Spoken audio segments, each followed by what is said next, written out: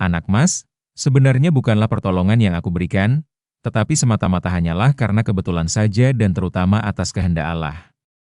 Aku bukanlah orang yang mempunyai kepandaian yang cukup untuk bertanding.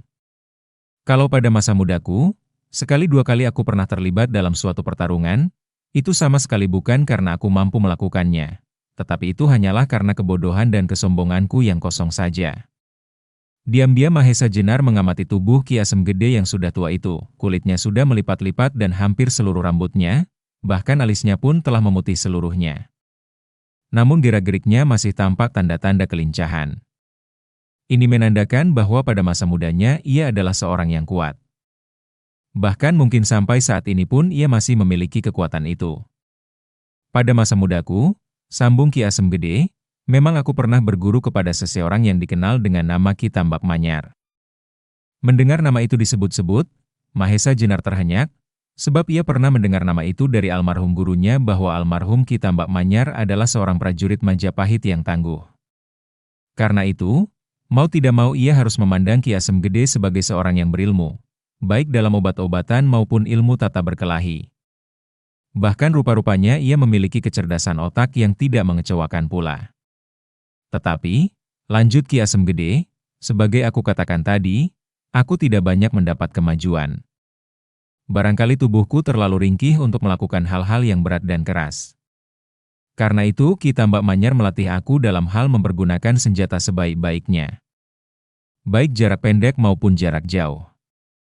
Dan ini adalah suatu keuntungan, sebab ilmu ini dapat aku berikan kepada banyak orang sekaligus meskipun tidak sedalam-dalamnya, kecuali hanya kepada 1-2 orang saja. Terutama dalam hal mempergunakan bandil, panah, supit dan sebagainya. Orang tua itu berhenti sebentar dan menarik nafas dalam-dalam. Kemudian ia melanjutkan, kepandaian yang tak berarti itu ternyata berguna juga dalam suatu waktu, di mana Adi Pananggalan hampir menjadi korban keganasan orang-orang berkuda itu. Ketika aku datang, penduduk Kademangan ini telah kehilangan semangat dan hampir putus asa, sedangkan kalau sampai terjadi penduduk daerah ini melarikan diri, akibatnya akan hebat sekali. Orang-orang berkuda itu pasti akan melakukan tindakan-tindakan yang ganas dan kotor lainnya. Karena itu, segala usaha untuk mengusir mereka itu harus dijalankan. Pada saat itulah, maka aku mengumpulkan orang-orang yang sudah ketakutan itu dan berusaha untuk membangkitkan semangatnya kembali.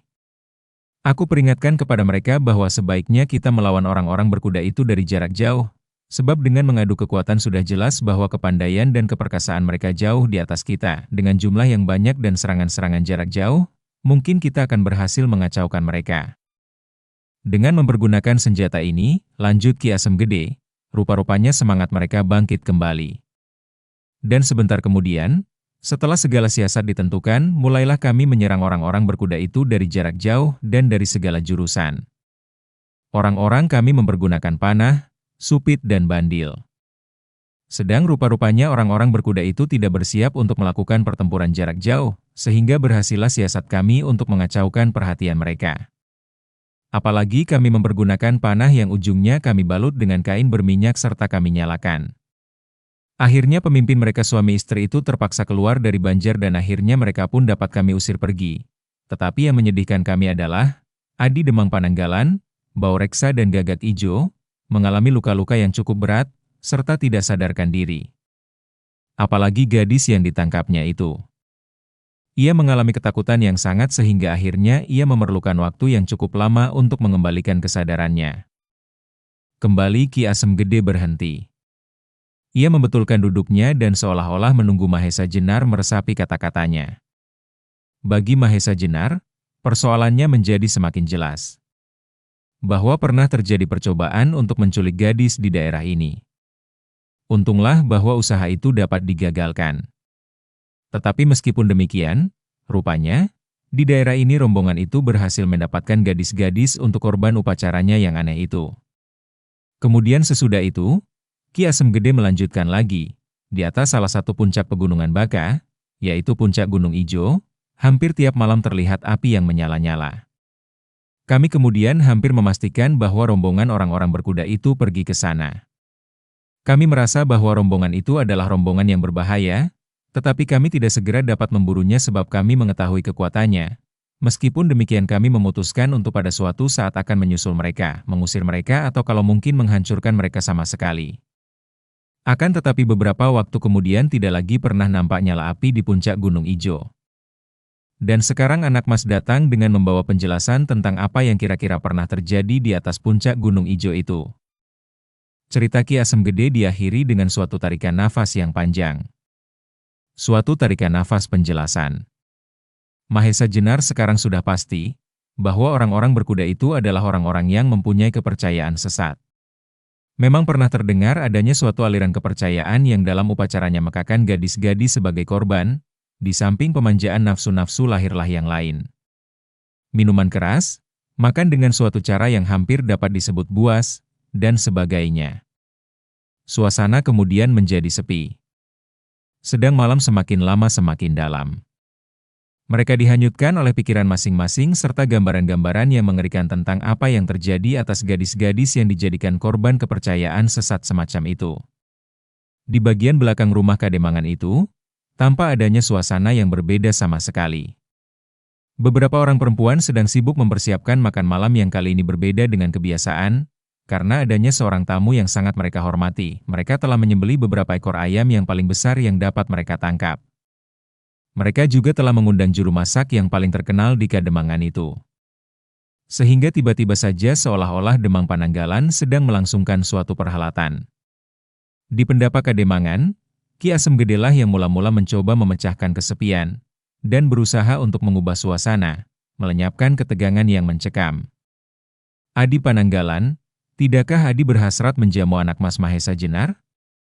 Tentang cerita orang-orang berkuda itu, baiklah kita simpan lebih dahulu, sampai kesempatan lain. Aku kira anak Mas Mahesa Jenar perlu melepaskan lelah setelah menempuh perjalanan yang jauh serta telah meladeni Adi berdua bermain loncat-loncatan.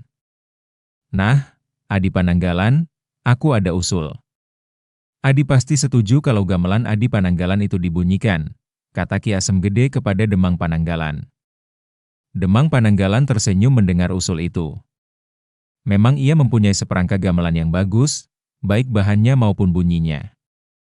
Tentu saja Demang Pananggalan tidak dapat menolak usul itu. Maka, katanya kepada orang-orang yang berada di halaman, siapa yang di luar?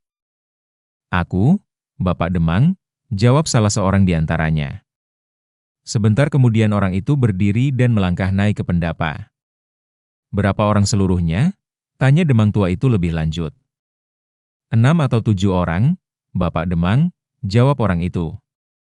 Nah, aku kira telah cukup. Mari kita bermain-main dengan gamelan. Ki Asem Gede ingin mengenang masa mudanya sebagai seorang penggemar gending, ajak Demang Pananggalan. Ki Asem Gede tertawa terkekeh-kekeh. Lebih dari itu, aku adalah seorang penari juga. Tetapi tidak adakah seorang pesinden yang baik di desa ini? Sahut Ki Asem Gede. Kembali Ki Demang Pananggalan tersenyum, juga Mahesa Jenar dan Mantingan, rupanya Ki Asem Gede adalah seorang penggemar uyon-uyon. Nah, kalau begitu panggil Nyai J Manis, kata Demang Pananggalan kepada orang tadi, yang sudah turun ke halaman. Baik Bapak Demang, jawabnya, sambil melangkah turun. Sebentar kemudian terdengar suara berbisik-bisik dan meledaklah tawa yang tertahan dari orang-orang yang berada di halaman. Tetapi yang paling gembira dengan usul ini, sambung Ki Asem Gede, adalah Adi Mantingan, yang telah beberapa lama tidak mendengar suara gamelan. Kembali terdengar mereka tertawa riuh. Sebentar kemudian mulailah segala sesuatunya berlangsung dengan meriah. Hidangan yang disiapkan oleh Nyai Demang satu demi satu mengalir keluar. Sementara itu bunyi gamelan yang berpadu dengan suara Nyai J Manis benar-benar dapat membelai hati pendengarnya. Di halaman, satu demi satu orang berdatangan untuk turut serta menikmati suara pesinden kenamaan dari daerah ini.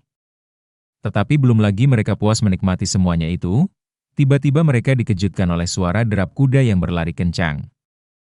Makin lama makin dekat dan makin dekat. Mendengar derap kuda itu, Demang Pananggalan, Mantingan, Ki Asem Gede dan Mahesa Jenar serentak mengangkat mukanya untuk mengetahui dari mana arah kedatangan mereka. Sedangkan di halaman segera terjadi keributan. Perempuan-perempuan berlari-lari ke sana kemari, anak-anak menangis menjerit-jerit. Mereka masih belum melupakan peristiwa beberapa waktu yang lalu, ketika ada rombongan orang-orang berkuda yang mengganggu ketentraman desa mereka. Untunglah bahwa Demang Pananggalan cepat bertindak. Ia segera meloncat ke halaman dan mengatasi keadaan. Perempuan dan anak-anak masuk rumah, perintah Demang Pananggalan dengan suara nyaring. Sedangkan semua laki-laki di halaman ini, segera memencar dan berusaha untuk mendapatkan senjata apa saja. Kita masih belum tahu siapakah yang datang, tetapi keselamatan desa ini di tangan kalian, lanjut Demang. Laki-laki Kademangan ini bukanlah bangsa pengecut. Tetapi meskipun demikian, hati mereka berdebar-debar juga mengenangkan kebuasan orang-orang berkuda yang datang beberapa waktu yang lalu. Cepat-cepat mereka berpencar dengan senjata seadanya di tangan masing-masing, karena mereka sama sekali tidak bersiaga, maka kecuali yang sedang bertugas ronda, mereka semuanya tidak bersenjata. Untuk mencukupi kebutuhan, ada yang memegang sabit rumput, kapa pembelah kayu, kayu penumbuk padi, kayu tajam untuk mengupas kelapa, bahkan ada yang bersenjata perunggu ilahan gamelan, di tangan kanan dan kiri. Beberapa orang yang rumahnya berdekatan dengan pendapa Kademangan, berloncatan pulang untuk mengambil tombak, pedang dan apa saja yang ada untuk mempersenjataikan kawan mereka. Tetapi getaran hati mereka terasa jauh berkurang ketika mereka melihat di atas tangga pendapa Kademangan berdiri Ki Asem Gede dan Ki Dalang Mantingan dengan trisulannya di tangan, serta tamu mereka yang gagah perkasa, Mahesa Jenar, yang juga bergelar Ranggatoh Jaya, dengan sikap yang tenang dan meyakinkan. Pada saat itu, suara derap kuda itu sudah demikian dekatnya. Sesaat kemudian mereka melihat 4 orang penunggang kuda berturut-turut menyusup regol memasuki halaman Kademangan. Ketika para penunggang kuda itu melihat kesiapsiagaan orang-orang di halaman itu, mereka tampak terkejut, dan sekuat tenaga mereka menarik kendali kuda masing-masing sehingga kuda-kuda itu berdiri dan meringkik-ringkik. Secepatnya kuda itu menjejak kaki depannya di atas tanah, secepat itu pula para penunggangnya berloncatan turun. Bersamaan dengan itu, lega pula hati setiap orang yang berdiri di halaman, karena mereka menyaksikan bahwa kedua penunggang kuda yang di depan tampak samar-samar oleh cahaya lampu, memakai sabuk putih, serta segulung tali berjuntai di pinggangnya dan di pinggang yang lain tergantung kantong yang berisi batu-batu pilihan. Itulah ciri-ciri murid Ki Asem Gede yang bersenjatakan bandil. 2 orang yang lain pun tidak menunjukkan tanda-tanda yang berbahaya, meskipun di pinggang mereka tergantung kapak yang tajamnya putih berkilat-kilat oleh cahaya lampu. Wajah Ki Asem Gede segera berkerut ketika menyaksikan orang-orang berkuda yang datang itu. Dijelaskan bahwa ia sedang berusaha untuk menguasai debar jantungnya. Begitu kedua murid Ki Asem Gede menjejakkan kakinya, segera mereka dengan cepat menghadap gurunya, sedangkan kedua orang yang lain berdiri sambil memegang kendali ke-4 ekor kuda itu. Kedua murid Ki Asem Gede itu segera membungkuk hormat, dan salah seorang di antara mereka berkata, "Ki Asem Gede, kedua kawan ini adalah murid-murid Ki Wirasaba." Mendengar laporan itu wajah Ki Asem Gede makin berkerut. Ia memandang kepada kedua orang itu dengan gelisah, lalu dengan langkah cepat ia mendekatinya. Rupanya ia ingin berbicara dengan orang-orang itu tanpa didengar oleh orang lain.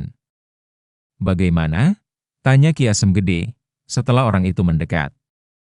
Meskipun kata-kata itu diucapkan perlahan-lahan, tetapi karena jaraknya tak begitu jauh, maka suara itu terdengar juga oleh orang-orang yang berdiri di atas tangga. 2 orang itu sebelum menjawab, matanya menyambar beberapa orang yang berdiri di halaman, lalu ke Ki Asem Gede. "Katakanlah," desak Ki Asem Gede. "Mereka telah menculik Nyi Wirasaba," jawab salah seorang di antaranya. "Hi." Ki Asem Gede terkejut bukan alang kepalang, tubuhnya yang sudah kisut itu menggigil. "Kalian tak berbuat apa-apa?" Kedua orang itu menundukkan kepala. Mereka tak berani memandang wajah Ki Asem Gede yang sedang menahan gelora hatinya. "Kami telah mencoba, tetapi kekuatan kami tak berarti. 2 orang kakak seperguruan kami telah mereka lukai dengan berat, dan bagi kami satu-satunya adalah melaporkan ini kepada Ki Asem Gede. Tetapi kebetulan Ki Asem Gede tiada di rumah, sehingga kami tadi diantar kemari," jawab orang itu. Tampaklah tubuh Ki Asem Gede semakin menggigil. Di luar dugaan mereka yang berada di halaman itu, tiba-tiba secepat kilat Ki Asem Gede meloncat ke atas salah satu kuda itu. Sekali tarik kendali, kuda itu telah berputar dan meluncur bagai anak panah. Mereka yang menyaksikannya menjadi terpaku diam, tak tahu apa yang mesti dilakukan. Demikian juga keempat orang yang datang berkuda tadi, berdiri saja tegak seperti patung. Belum lagi mereka tersadar, mendadak mereka melihat sesosok tubuh melayang pula ke atas punggung kuda yang satu lagi. Dengan kecepatan yang luar biasa pula, kuda ini melompat mengikuti arah larinya kuda yang dinaiki oleh Ki Asem Gede. Orang itu tidak lain adalah Mahesa Jenar. Ketika ia mendengar percakapan Ki Asem Gede dengan keempat orang berkuda itu, ia sudah mengira kalau terjadi sesuatu. Maka ketika secepat itu Ki Asem Gede melarikan kudanya, ia makin yakin bahwa tentu ada kesulitan dengan menantunya. Dan dialah orang yang pertama-tama dapat menguasai dirinya dari pergolakan perasaannya, sehingga ia mengambil keputusan untuk mengikuti orang tua itu. Kuda Ki Asem Gede lari dengan kecepatan penuh di malam yang gelap dengan meninggalkan debu putih yang berhambur-hamburan, ke arah utara menyusur Kali Opak. Jalannya begitu sempit dan berbahaya. Tapi Ki Asem Gede sama sekali tak menghiraukan. Ia ingin cepat-cepat sampai ke Pucangan, di mana ia yakin kalau anaknya, Nyi Wirasaba, ditahan. Ia tahu betul bahwa segerombolan orang-orang ternama di daerah itu, yang merasa cukup mempunyai kesaktian, menjadi takabur dan berbuat sewenang-wenang. Kejahatan-kejahatan seringkali mereka lakukan. Pemerasan dan penganiayaan. Dan yang paling jahat adalah pengambilan istri orang. Ini mereka lakukan, karena mereka merasa tak terkalahkan. Bahkan mereka juga mengambil gadis-gadis untuk dijadikan istri mereka yang keempat, kelima atau kesekian. Tak seorang pun yang dapat mencegahnya. Sedang kali ini yang menjadi korban adalah anak Ki Asem Gede. Mengingat semuanya itu, hati Ki Asem Gede bergolak hebat sekali karena marahnya. Sejak ia mengasingkan diri di Asem Gede, ia sudah tak pernah lagi berangan-angan bahwa pada suatu kali ia masih harus bertempur. Ia merasa sudah masanya menyepi dan mempergunakan sisa hidupnya untuk diabadikan pada peri kemanusiaan. Tetapi menghadapi persoalan seperti sekarang ini, wajah Ki Asem Gede yang lunak dan damai itu berubah menjadi merah darah. Mulutnya terkatup dan giginya gemertak. Kudanya yang berlari seperti setan itu rasa-rasanya begitu lambatnya, sehingga berkali-kali Ki Asem Gede terpaksa menggebraknya. Debu yang dihambur-hamburkan oleh kaki kuda Ki Asem Gede itu, telah menolong Mahesa Jenar untuk dapat mengikutinya dari jarak yang agak jauh. Untunglah bahwa kudanya agak lebih baik sedikit dari kuda Ki Asem Gede, sehingga jarak mereka makin lama makin dekat. Berapa lama mereka berkuda, tak lagi terasa, karena perasaan mereka masing-masing begitu tegangnya.